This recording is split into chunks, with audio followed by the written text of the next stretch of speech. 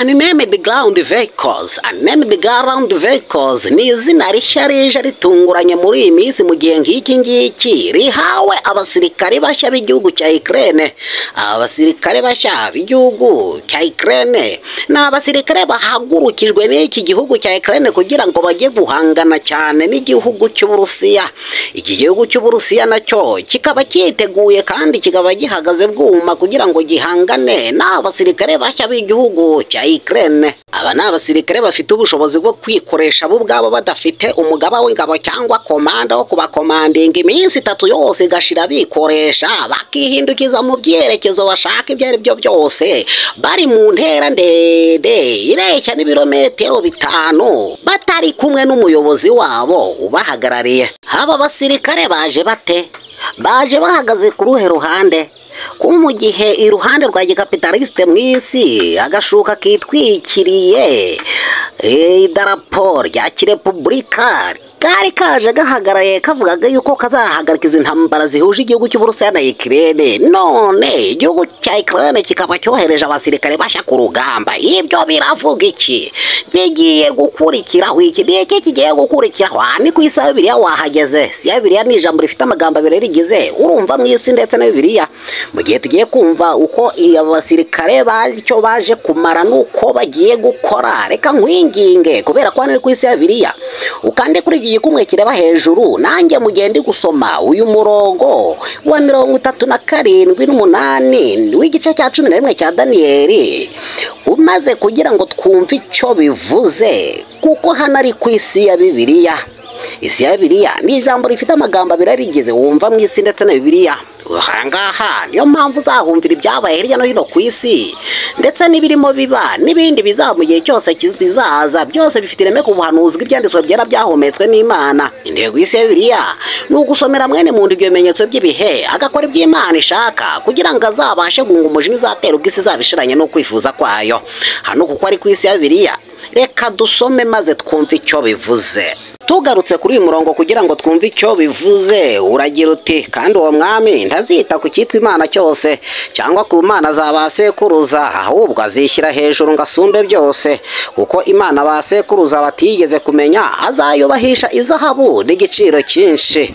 Uko niko umuhanuzi Daniyeli yabivuze, marayika bimubwiye yuko umwami w'amajyaruguru atazita ku Mana zabasekuruza cyangwa gushaka icyitwa Imana cyose, ngo ahubwo ngo Imana zose ngazazikubita hasi, ngo Imana ngo basekuruza batigeze kumenya ngazayubahisha izabo n'igiciro cyinshi, ngo kandi ngo no gushaka abagore ndazaba kibyitayeho.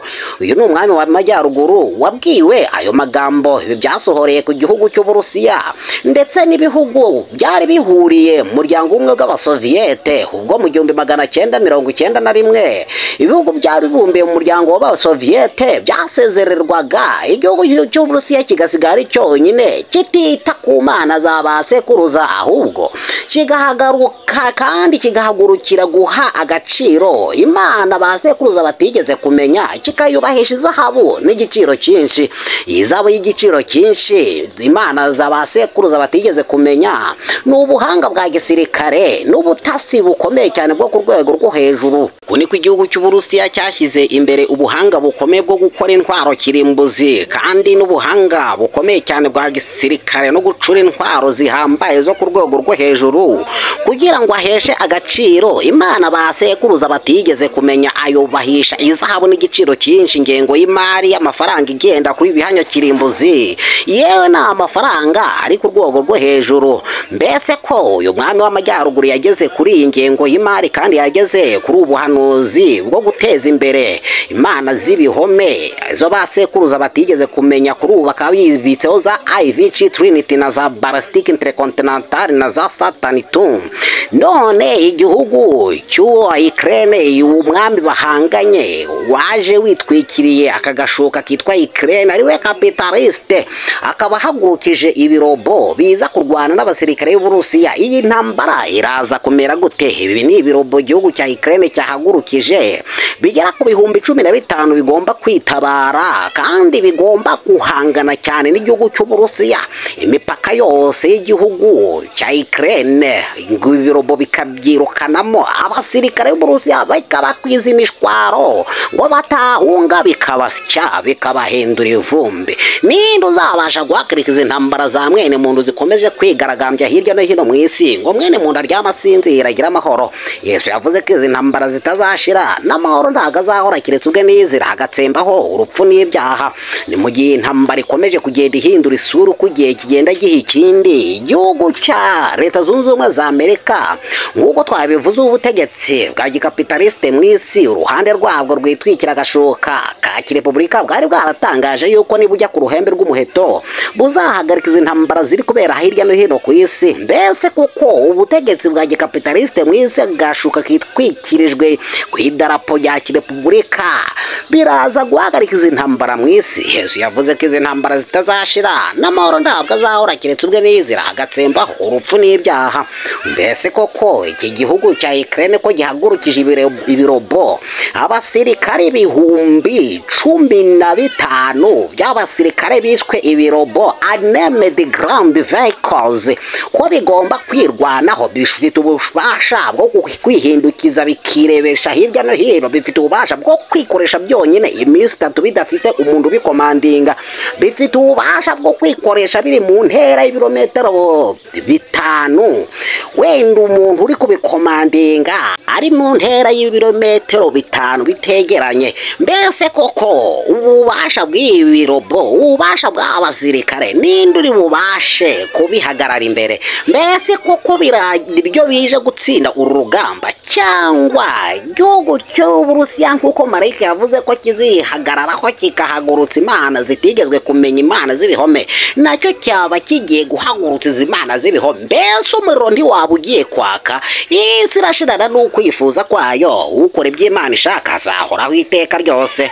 Biri kugaragara ko uko iminsi igenda ishira n'uko iminsi igenda izamuka, ariko isi iri kugenda irushaho kugenda yigaragambya mu ntambara, ihindura isura y'intambara hirya no hino ku isi, mu gihe isi ikomeje cyane kugarizwa n'izi ntambara zije igihugu cy'Uburusiya na Ukraine, yego ndetse Repubulika ya Demokarasi ya Kongo n'abarwanyi ba M23, yewe na Israel n'abarwanyi b'Abarabu baharanira ubwigenge bwabo, baharanira ukubaho kwa Palestina. Bose yo ni imitwe ikomeje kuzamura kandi hangayikishije mwene muntu hirya no hino ku isi. Ninde uzabasha guhagarika izi ntambara ngo mwene muntu aryama asinzire agira amahoro? Yesu yavuze ko izi ntambara zitazashira n'amahoro ntabwo azahora keretse ubwe nizira agatsembaho urupfu n'ibyaha.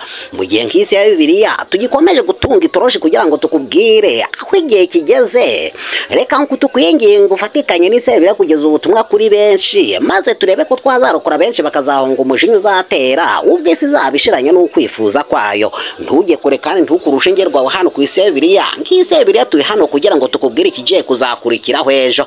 Niba bisi bari gusoza ubuhanuzi bw'ubyo ibyanditswe byera bivuga, reka natwe dusohoze kuzarokora benshi bakazahunga umujinya uzatera. Sakaza ubutumwa hirya no hino ku isi kugira ngo turebe ko benshi babugeraho bakarushaho gukora iby'Imana ishaka, tubakangure bazahunga umujinya uzatera, kuko isi iri bugufi kugira ngo ishire no n'ukwifuza kwayo. Ntujye kure, nk'isi ya Bibiliya turi hano kugira ngo tukubwire ibigiye kuzakurikiraho ejo. Shalom shalom, turi kumwe.